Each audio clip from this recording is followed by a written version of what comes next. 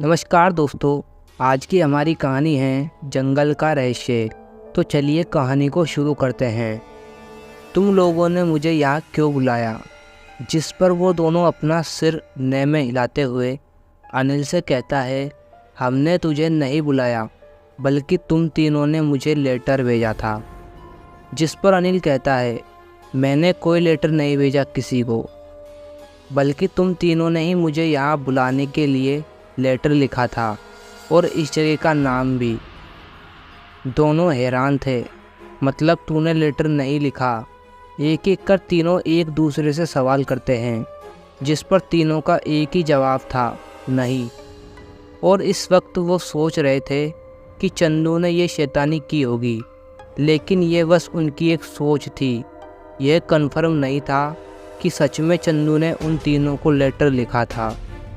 जल्दी उनका ये शक भी दूर हो गया। चंदू वहाँ पहुँचा और खुशी से उछलते हुए कहा, कैसे हो सभी? बहुत दिन बाद मिले हो। तीनों मन ही मन सोचते हैं, आ गया बेग का जिन्न। मैंने चिराग का जिन्न सुना है, लेकिन ये उससे भी खतरनाक है।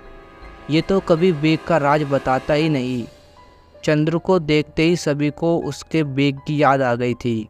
चंदू की ओर बढ़ते हुए तीनों, अनिल, शेखर और मोहन, कहते हैं, हम लोग तो ठीक है, लेकिन अब तो ठीक नहीं रहेगा। चंदू हकलाते हुए कहता है, कहना क्या चाहते हो तुम लोग? और ऐसा क्यों लग रहा है कि तुम लोग मुझे लूटने की कोशिश कर रहे हो? हाँ, तुमसे तो आज वो बेग छीन कर रहूँगा, चाहे तू कुछ भी कर ले। और फिर तीनों उसे घेर लेते हैं। चंदू उनको धक्का देने वाला होता है कि तभी वह देखता है कि अनिल, शेखर और मोहन उसको गले लगा लेते हैं। इन सभी की आंखों में खुशी के आंसू थे। उनमें से एक कहता है, यार इतने दिनों बाद मिले, इतना हंसी मजाक तो बनता है। जिस पर चंद्र भी अपनी बाहें फैलाकर उनका स्वागत करता है। हाँ, हम सभी दोस्त हैं, इतना तो मजाक चलता है। सभी आधे बूढ़े हो चुके थे, लेकिन हड्डी में अभी भी जवानी की ताकत महसूस हो रही थी। मोहन कहता है, देखा तुम लोगों ने चंदू की शक्ल को, अभी कैसा बन गया था। किसी चीज़ से नहीं डरने वाला चंद्र आज हम तीनों से डर गया। फिर सभी हंसने लगते हैं। तभी उन लोगों को एक बच्ची के रोने की आवाज़ सुनाई देती है। वह बच्ची मदद मांगने के लिए चिल्लाती है।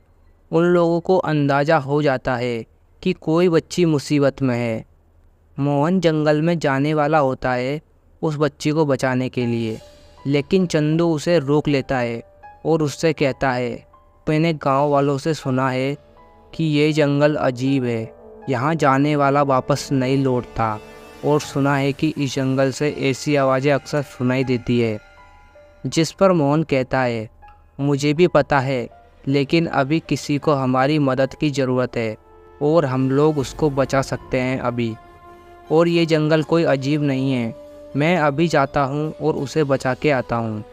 लेकिन चंद्र कहता है, बीच में ही बाकी दोनों उसे रोकते हुए कहते हैं, लेकिन कुछ नहीं, किसी को हमारी मदद की ज़रूरत है और तुम इन गांव वालों की फालतू बातों पर विश्वास कर रहे हो।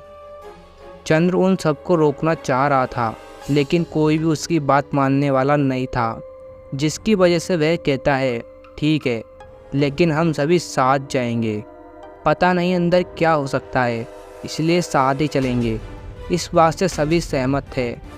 वे चारों तेज कदमों के साथ आवाज़ की ओर जाते हैं। तभी उन्हें फिर से आवाज़ आती है। ये आवाज़ दर्द से भरी हुई थी। वे चारों ओर देर नहीं कर सकते थे, इसलिए तेज़ी से उस ओर बढ़ते हैं जिस तरफ से आवाज़ आई थी। कुछ दूर वापस चलने पर वो लोग देखते हैं कि एक बच्ची के पैर में एक बड़ा सा कांटा चुभा हुआ था और उससे खून भी बह रहा था। और उसके सामने ही एक बड़ा सा सांप था, जो लगातार उस लड़की की तरफ फन उठाए देख रहा था। मोहन बिना कुछ सोचे अपना पिस्टल निकालता है और सांप के पीछे गोली चला देता है। सांप को खतरा महसूस होता है और वह पीछे मुड़ता है और भाग जाता है।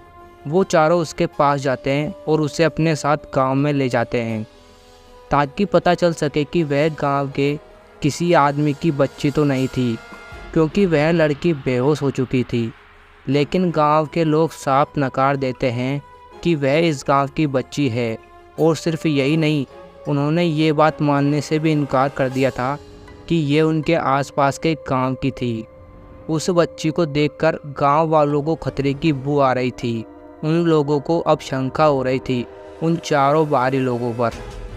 और एक आदमी उन चारों की ओर देखते हुए कहता है, आप लोगों को मना किया था उस जंगल में जाने से, फिर भी आप लोग चले गए, आपको पता भी है। इससे आगे कुछ कहने से पहले ही गांव वाले देखते हैं कि वो लड़की अचानक से गायब हो गई। उसका अब वहाँ कोई नामो निशान तक नहीं था। डर के मारे सभी गांव वालों की हालत ख़राब हो गई थी। उन लोगों के मुंह से एक आवाज़ भी नहीं निकल रही थी। लेकिन अनिल, शेखर, चंद्र और मोहन अभी तक इस बात से अनजान थे कि गांव वालों के अचानक से एक्सप्रेशन कैसे बदल गए। एक आदमी कहता है, जिसका डर था वही हुआ, ये इंसान थी नहीं, इन चारों ने अपने सर मुसीबत ले ली है। और वो आदमी अपने सिर पर हाथ रखकर वहीं बैठ गया। एक गांव वाला कहता है, इनके यहाँ रहने से हमारे गांव में भी बो आ जाएगा। जिस पर अनिल उन सभी गांव वालों से कहता है, कौन वो आ जाएगा, जंगल में कुछ भी नहीं है, फालतू में आप लोग डर रहे हैं और लोगों को भी डरा देते हैं। उन चारों को गांव वालों की बातें बेतुकी लग रही थी। तभी आदमी उसकी बात को आगे बोलने से रोकते हुए चिल्लाकर कहता है, जंगल में कोई नहीं है, तो जिसको आप अभी बचाकर लाए थे अचानक से कहाँ गायब हो गई वो बच्ची। वे चारों पीछे मुड़कर देखते हैं कि जिस बच्ची को वो अभी जंगल से लाए थे सच में वहाँ से गायब थी। इनमें से तीनों को तो ये कोई साजिश लग रही थी उन लोगों को गांव से भगाने के लिए। और उनके इस तथ्य को सिद्ध करता था कि वे गांव वाले तब से उसे गांव से बाहर जाने के पक्ष में थे, जब से उन्होंने सुना कि वो बच्ची जंगल में से लाई गई थी। लेकिन चंदू को कुछ अजीब लग रहा था। वह इन सब बातों पर जल्दी भरोसा कर लेता था। उसे ऐसा नहीं लग रहा था कि गांव वाले झूठ बोल रहे थे। इसलिए वो सभी गांव वालों से कहता है, ठीक है, आप लोग यही चाहते हैं ना कि हम लोग गांव से चले जाएं। ठीक है, हम लोग चले जाएंगे, लेकिन अब रात होने वाली है, अभी हम लोग नहीं जा सकते। आज रात भर के लिए ठहरने दीजिए, कल हम लोग चले जाएंगे। लेकिन गांव वालों में सन्नाटा था, कोई कुछ नहीं बोल रहा था। अचानक से एक आदमी की आवाज़ आती है, हम अब आप सबको अपने घरों में नहीं रख सकते, आप अभी चले जाइए। वो चारों झुंझलाते हुए कहते हैं, लेकिन तभी सब गांव वाले साथ में कहते हैं, हम लोग आपको नहीं रख सकते, न जाने आप किस बला को लाए थे, मुझे यकीन है वो दोबारा आएगी। सभी अपने अपने घर चले जाते हैं। शाम हो चुकी थी, धीरे धीरे रात भी हो गई और चारों वहीं गांव में एक पेड़ के नीचे चबूतरे पर बैठे थे और कुछ बातें कर रहे थे। तभी 3-4 घरों के दरवाजे खुलते हैं और लालटेन की धीमी लाइट में 3-4 आदमी कुछ खाने के लिए उन चारों को दे जाते हैं।